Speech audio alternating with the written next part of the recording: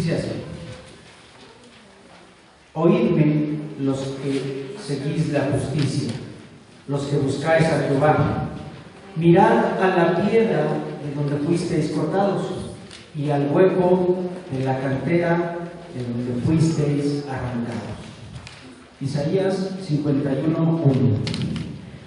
Bueno, este mensaje me llamó mucho la atención para que pudiera traer una edificación a todas las personas. Y pues en este momento en que ya hemos leído esto, yo les quiero pedir que cada uno allá en lo íntimo de su corazón le pida revelación sobre esta palabra. Bendito Padre Celestial, trae revelación, Señor, que sea para fruto en este tiempo. Te ruego en el nombre de Jesús que nos hables a cada uno de nosotros y que aquellos que escuchen este mensaje, Señor, también puedan tener esta misma unción que está descendiendo aquí en nuestra congregación. En el nombre de Jesús, Señor, amén. Pueden sentarse, por favor. Bien, allí en sus hojas de mensaje, el título del mensaje a mí me llama la atención, leyendo el pasaje que va a ser nuestra reflexión. Me llama la atención que Dios, a través de Jesús, haga una pregunta, porque Él es omnisciente, ¿cierto? Todo lo sabe. Pero este pasaje que vamos a analizar hace una pregunta, el Señor Jesús, que lleva el título de este mensaje. El mensaje dice: ¿y los 9 dónde están? ¿Verdad? Y a mí me llama mucho la atención porque como Jesucristo, Hijo de Dios, el Dios mismo, está haciendo una pregunta, si Él todo lo sabe. Bien, para introducirnos a este tema, yo quiero leerles de una investigación que hice algunos conceptos. El pasaje que vamos a leer se encuentra en Lucas 17:11 al 19, pero ahorita lo vamos a leer después de que yo dé algunos conceptos, porque me pareció muy importante ir a una introducción histórica. Me pareció muy importante que este párrafo donde el Señor Jesucristo hace esta pregunta se refiere a algo que aconteció a 10 leprosos. Y me pareció bien investigar acerca de esta enfermedad, pero también investigar acerca de qué les había llevado a esta enfermedad a estas personas, ¿no? Entonces, yo investigué acerca del pecado, investigué acerca de la culpa e investigué acerca de la lepra. ¿Por qué todos estos conceptos? Bueno, porque al final más bien el libro de Levítico, en sus capítulos 13 y 14, tiene todo un tratado acerca de cómo eran en aquellos tiempos los tratamientos que le daban a las personas que estaban con lepra. Después lo leerán con calma porque son un poco largos, pero le daban el mismo tratamiento a esta enfermedad que para el pecado y que para la culpa. Entonces, bueno, yo hice una conexión entre estos tres conceptos, pero lo voy a leer para ustedes. El pecado, en latín peccatum, transgresión de un precepto tenido por bueno. En griego, amartia, fallar a la meta, no dar en el blanco, un concepto de vivir al margen de un código moral o intelectual tenido como meta ideal, debido a una actitud errónea, consciente o inconscientemente. En hebreo, hatá, errar en el sentido de no alcanzar una meta, un camino, un objetivo o un blanco exacto. Desviarse de metas morales. En arameo, katá, pecado, alejamiento del hombre de la voluntad de Dios. Todos estos idiomas se usaban en el Antiguo Testamento, de donde es extraído este concepto del pecado. Luego está la culpa. La culpa está definida como la voluntaria omisión de diligencia en calcular las consecuencias posibles para un hecho. Y tiene tres niveles la culpa. Tiene el nivel del dolo, tiene el nivel del dolo, que es la intención. El dolo es con intención. Tiene el nivel de la negligencia. Este nivel es por un descuido. Y tiene el nivel de la imprudencia, que es sin precaución. Entonces, bueno, yo hice esta investigación acerca de estos conceptos porque ahorita vamos a conectar esto con el pasaje que estamos leyendo, pero voy a leer para ustedes, si lo quieren seguir con su vista, algo que no está apuntado allí en sus hojas de mensaje, pero es el Salmo número 38. Si lo quieren buscar o siguen con su vista, lo voy a leer. El título dice Oración de un penitente, es un salmo de David y es para recordar. Anoten eso, es para recordar. Dice así la palabra: Jehová, no me reprendas en tu furor ni me castigues en tu ira, porque tus saetas cayeron sobre mí y sobre mí ha descendido tu mano. Nada hay sano en mi carne a causa de tu ira. No hay paz en mis huesos a causa de mi pecado. Porque mis iniquidades se han agravado sobre mi cabeza, como carga pesada se han agravado sobre mí. Hieren y supuran mis llagas a causa de mi locura. Estoy encorvado, estoy humillado en gran manera, ando enlutado todo el día, porque mis lomos están llenos de ardor y nada hay sano en mi carne. Estoy debilitado y molido en gran manera, gimo a causa de la conmoción de mi corazón. Señor, delante de ti están todos mis deseos y mi suspiro no te es oculto. Mi corazón está acongojado, me ha dejado mi vigor y aún la luz de mis ojos me falta ya. Mis amigos y mis compañeros se mantienen lejos de mi plaga y mis cercanos se han alejado. Los que buscan mi vida arman lazos y los que procuran mi mal hablan iniquidades y meditan fraudes todo el día. Mas yo, como si fuera sordo, no oigo, y soy como mudo que no abre su boca. Soy pues como un hombre que no oye y en cuya boca no hay reprensiones. Pero en ti, oh Jehová, he esperado. Tú responderás, Jehová, Dios mío. Hasta ahí les dejo esta lectura, porque en la semana yo leí este salmo y me llamó mucho la atención, se me acongojó el corazón de escuchar esta descripción de un hombre.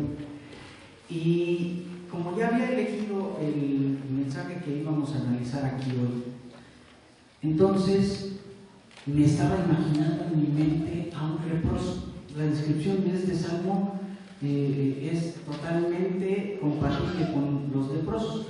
A los leprosos de aquella época les apartaban del lugar de la ciudad, les ponían en un sitio que le llamaban leprosario, ¿verdad? Y estaban envueltos en, como dice aquí, han comentado todo el día, estaban envueltos ellos en sus túnicas, en algunos esbozos que se hacen, rebozos, no sé cómo le llamaban, pero no podían acercarse a la ciudad, no podían tener contacto con las personas. Y algo que me impactó muchísimo es que cada que un leproso se acercara a un lugar donde había personas sanas, debía ir gritando, fíjense bien, debía ir gritando: soy inmundo, soy inmundo, soy inmundo. Bueno, ahorita hasta se me levanta así los vellitos todos de pensar qué viviría una persona con lepra. Pero algo importante es esto. Yo hice estos tres conceptos, el pecado, la culpa y la lepra, con una conexión, porque el tratado que viene en Levítico 13 y 14 trata el pecado, la culpa y la lepra de la misma manera. Tiene que haber una purificación, tiene que haber una presentación a los sacerdotes y tiene que haber un reconocimiento de parte de la ley si es sano o es inmundo, ¿verdad? Entonces, bueno, ahora sí vamos a la lectura que está ahí en sus hojas de mensaje y que es Lucas 17, del 11 al 19. Dice así. Yo le anoté ahí, esto le encantaría a mi pastor, ¿verdad?, que está aquí porque él es psicólogo. Y el análisis situacional es una parte de la psicología que atiende un momento de la vida de cualquier persona para ver cómo se encuentra. Y entonces yo le puse aquí que el análisis situacional de los adoptados por Dios en Cristo, ¿verdad? Y luego viene el título, y es leprosos son limpiados. Dice así la palabra: yendo Jesús a Jerusalén, pasaba entre Samaria y Galilea. Estos eran pueblos que no estaban dentro del pueblo de Dios, les llamaban gentiles, ¿verdad? Samaria y Galilea.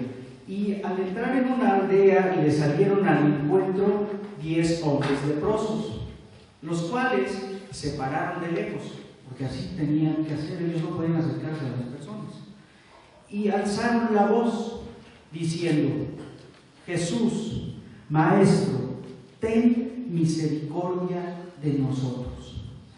Cuando él los vio, les dijo: y mostraos a los sacerdotes. Fue todo lo que Jesús les dijo. Y aconteció que mientras iban, fueron limpiados. Fíjense cómo era esta descripción de un milagro, ¿no? La lepra es hoy definida como una enfermedad que es incurable, que incapacitante, estigmatizante. Es una enfermedad muy terrible. Incluso saqué por aquí un dato de la OMS, la Organización Mundial de la Salud, que en el año de 1995 fue el último cálculo que se hizo de personas con padecimiento de lepra, entre 2 y 3 millones de personas incapacitadas permanentemente por sufrir esta enfermedad. Y esta enfermedad es algo que se conoce desde hace 4.000 años. 2.000 años antes de Cristo ya se hablaba de la lepra. Y bueno, el asunto es, imaginen este grado de enfermedad incapacitante. Se les caían los miembros de los dedos, se les caían la nariz, las orejas, estaban vendados, se iban quedando sin carne. Y es terrible cuando yo lo fui haciendo en mi imaginación, y con una palabra del Señor que solo les dijo: id, mostraos a los sacerdotes. Mientras ellos obedecieron e iban a los sacerdotes, fueron limpiados. Se me hace un milagro muy importante. Pero aquí dice: entonces uno de ellos, viendo que había sido sanado, volvió, glorificando a Dios a gran voz, y se postró rostro en tierra a sus pies, dándole gracias. Y este era samaritano. Aquí viene la parte interesante, ¿no? Dice: respondiendo Jesús dijo: ¿no son 10 los que fueron limpiados? ¿Y los 9 dónde están?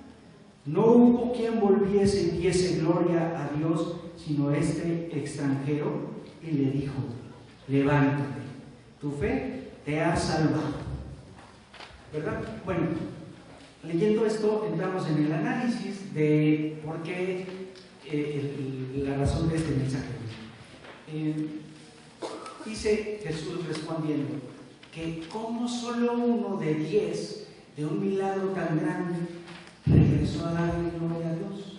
¿Cuántos de ustedes saben que nosotros fuimos hechos para darle gloria a Dios? Amén.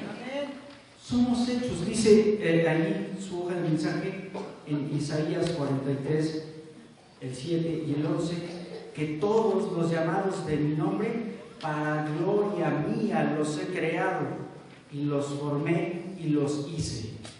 Yo Jehová, y fuera de mí no hay quien salve. Es decir, lo que está sucediendo en este hecho de la limpieza de la lepra con estos hombres tiene una contraparte acá en el Antiguo Testamento, que es una promesa de Dios. los hice para mi gloria, y no hay fuera de mí Dios que salve. Es lo que en resumen da Isaías. Y vuelvo a la pregunta. ¿Y los 9? Dice Jesús, solo uno volvió, ¿y los demás? Y este era samaritano. Los samaritanos no compartían la palabra de tal manera como el pueblo de Dios, ¿verdad? Pero dice la palabra en el libro de Pedro que nosotros no éramos pueblo de Dios, pero por su misericordia y por su gracia nosotros podemos llamarnos no solo pueblo de Dios, sino hijos de Dios, adoptados en el sacrificio de Jesucristo, ¿verdad? Bueno, dice un versículo que voy a leerles aquí, 2 versículos en Efesios. Dice, pero Dios, que es rico en misericordia, por su gran amor con que nos amó, aun estando nosotros muertos en nuestros pecados, nos dio vida juntamente con Cristo. Por gracia sois salvos, porque por gracia sois salvos por medio de la fe, y esto no de vosotros, pues es don de Dios. ¿Con qué batallaríamos a Dios nosotros, no? Como para que Él se inclinara más que por su gracia y su misericordia a salvarnos. Entonces dice aquí adelante, no por obras, para que nadie se gloríe, pues somos hechura suya, creados en Cristo Jesús para buenas obras, las cuales Dios preparó de antemano para que anduviéramos en ellas. ¿Y por qué hice yo esta similitud entre el pecado, la culpa y la lepra? Porque hice la conexión entre el tratamiento que se hacía para la lepra, era el mismo para la expiación del pecado y para librarnos de la culpa. Pues porque ¿alguien ha visto su pecado? ¿Alguien ha visto su culpa? Son cosas invisibles, intangibles, son conceptos, sentimientos, sensaciones de los humanos que nos desviamos de aquel blanco perfecto, de aquel camino, de aquella meta que nos puso Dios. Pero la lepra sí se veía.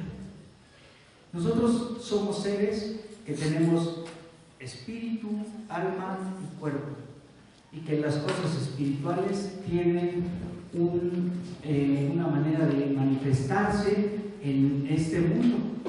Las cosas espirituales malas y las cosas espirituales buenas. Y fíjense que en el relato que hacía del Salmo 38, este penitente, que dice así el título del Salmo, está describiendo que él vive con lepra, que está llagado, que supura, que sus amigos se alejan de él como de una plaga.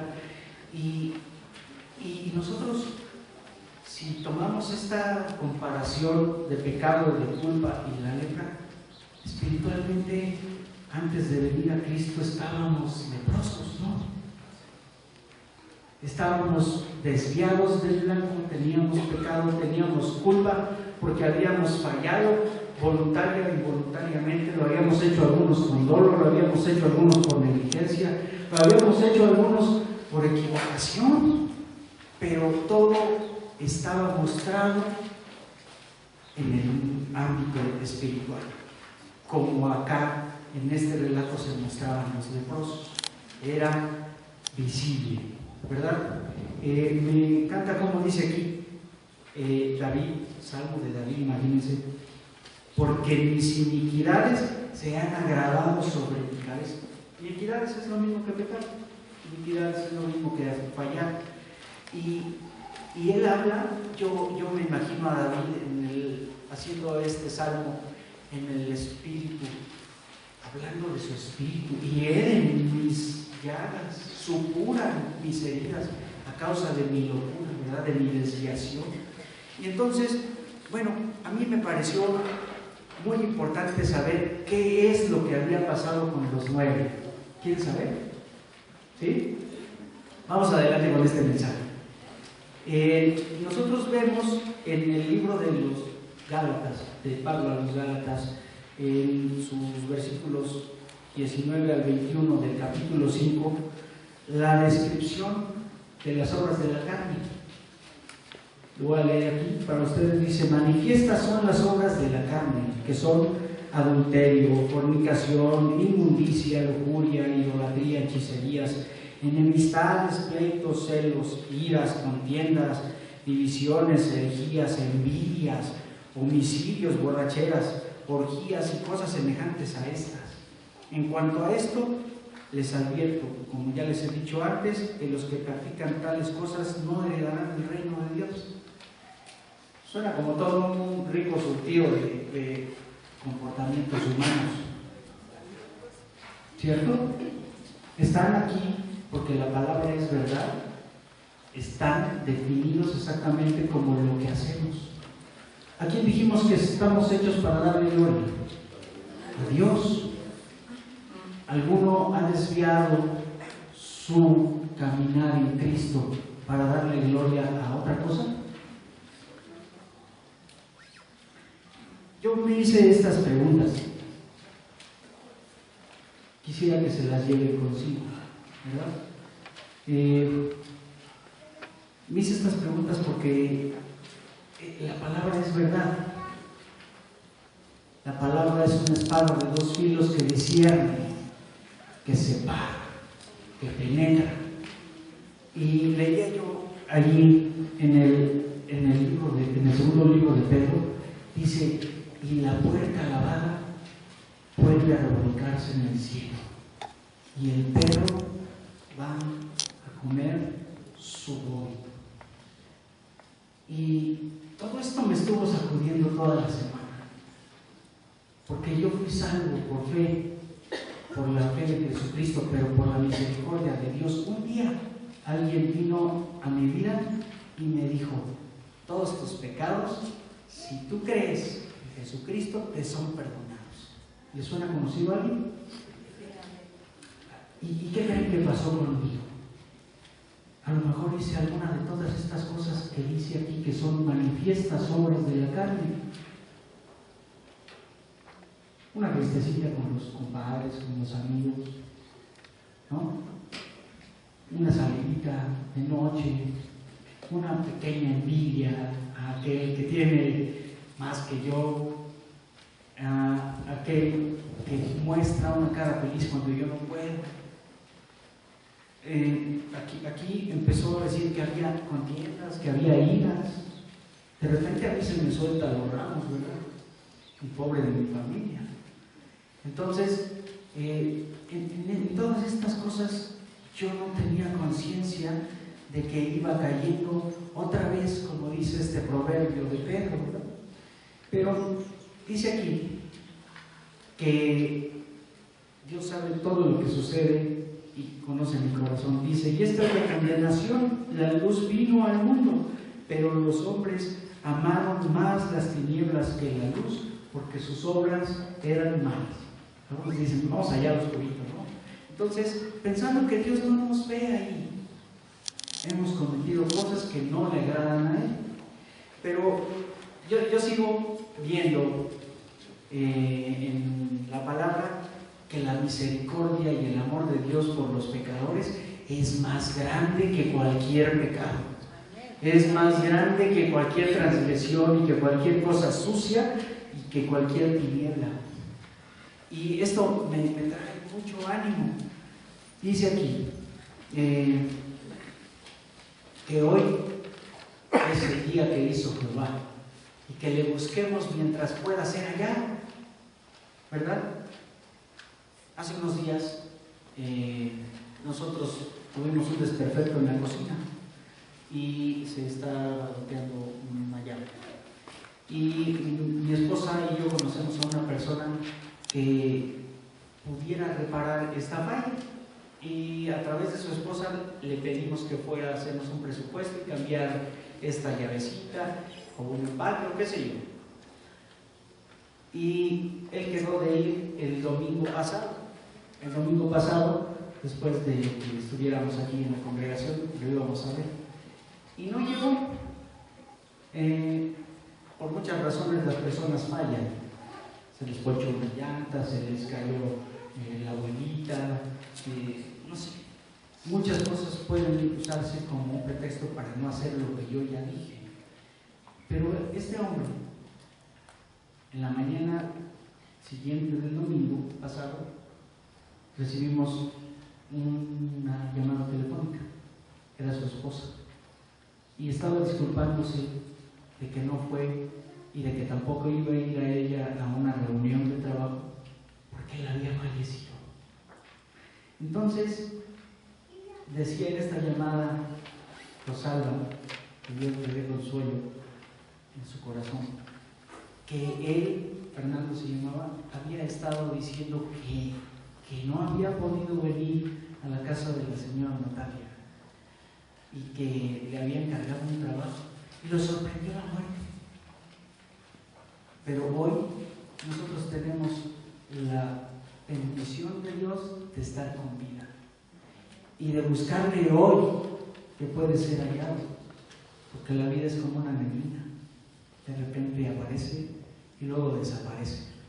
Y todas las cosas que tenemos como proyectos es importante ponerlas a los pies del Señor para que si Él quiere se cumpla, ¿verdad? Pero el día de hoy vamos a esta reflexión. Si me acompañan aquí, es el versículo, son versículos del primer libro de Corintios, del 26 a 31. Dice así la palabra: considerad pues, hermanos, vuestra vocación, y ved que no hay muchos sabios según la carne, ni muchos poderosos, ni muchos nobles, sino que lo necio del mundo escogió Dios para avergonzar a los sabios, y lo débil del mundo escogió Dios para avergonzar a lo fuerte, y lo vil del mundo y lo menospreciado escogió Dios, y lo que no es, para deshacer lo que es, a fin de que nadie se jacte en su presencia. Pero por Él estáis vosotros en Cristo, el cual nos ha sido hecho por Dios sabiduría, justificación, santificación y redención, para que, como está escrito, el que se gloríe, gloríese en el Señor. Amén. ¿Verdad? De repente quedaron así como que a lo mejor son un holograma, ¿no? Estoy transmitiendo en internet y son un holograma.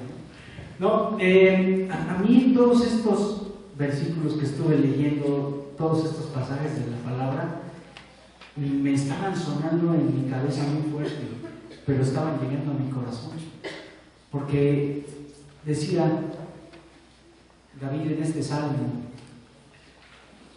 porque en ti, oh Jehová, he esperado.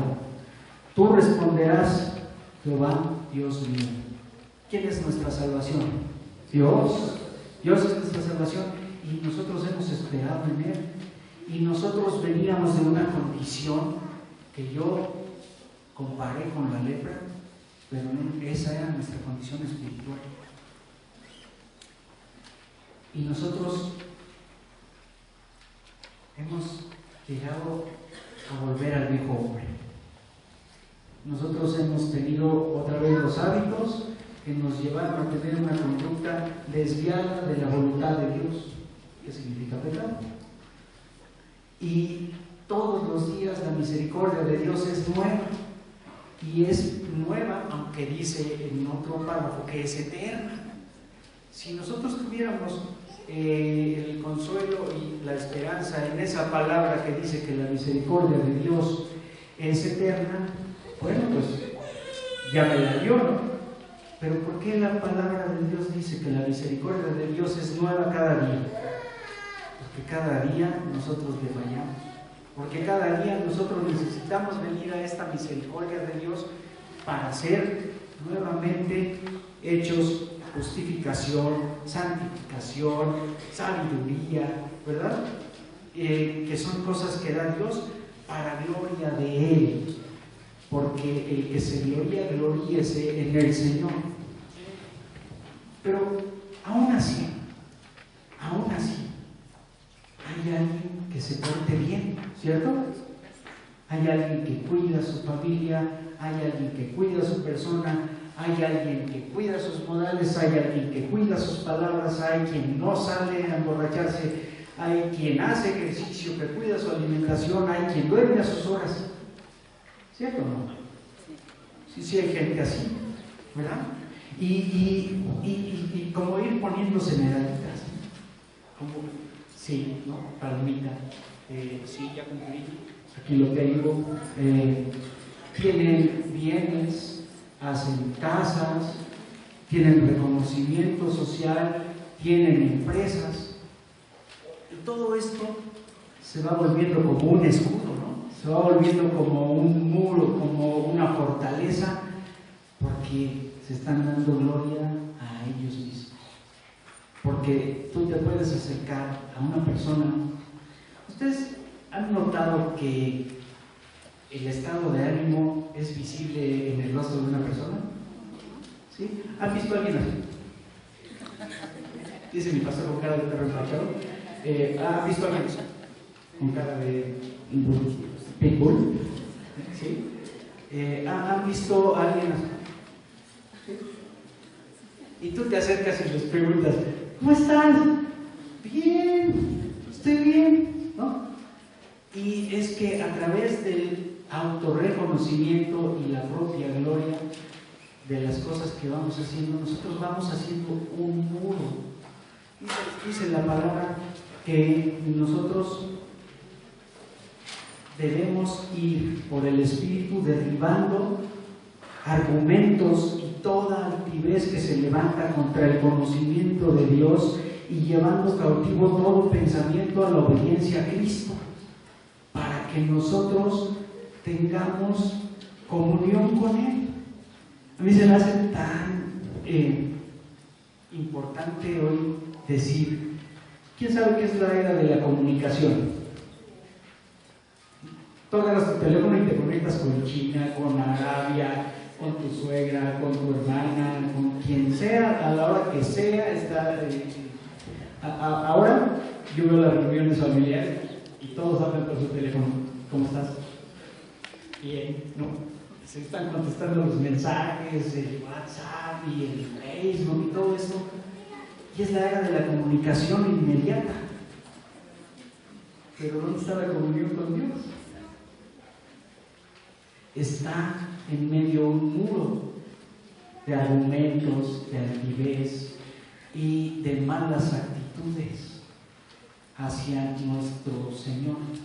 Dice la palabra que aquel que se acerca a Dios es necesario que crea que le hay y que es galardonador de aquellos que le buscan, ¿verdad? Entonces es importante acercarnos a Dios. ¿Y cómo? Bueno, pues Él vive en nuestros corazones, Él tiene todas las promesas y su ley escrita en nuestras mentes, porque tenemos la mente de Cristo, porque la palabra lo dice. Yo creo la palabra, soy salvo por la fe en Jesucristo, soy salvo por eso. Qué fácil está el boleto, ni siquiera tengo que conectar mi teléfono. La comunión con Dios es lo importante. Y bueno, yo quiero que después de leer estas palabras del libro de Primera de Corintios, donde Él nos llama a reconocer nuestra vocación, que nosotros no fuimos tomados de los nobles, que no fuimos tomados de los fuertes, que nos escogió de lo vil del mundo, que nos rescató cuando estábamos muertos en nuestros pecados y en nuestras transgresiones y nos dio vida con Jesucristo. Yo quiero que nosotros hoy hagamos una reflexión de conciencia, cada quien, porque Dios habla individualmente, aunque esta palabra sea para todos. ¿Tú a quién glorificas? ¿Quién es tu Dios? Sabes que la idolatría es como la hechicería, ¿verdad? Y que tú dices, no, pues yo no le voy a dar ninguna gloria a las imágenes. Pero ¿qué tal a tu carro? ¿Pero qué tal a tu casa? ¿Pero qué tal a tu esposa? ¿Pero qué tal a tus hijos? ¿Pero qué tal a tu propia vida? La pregunta es, ¿dónde está Dios hoy? Para cada quien. ¿Dónde está Dios hoy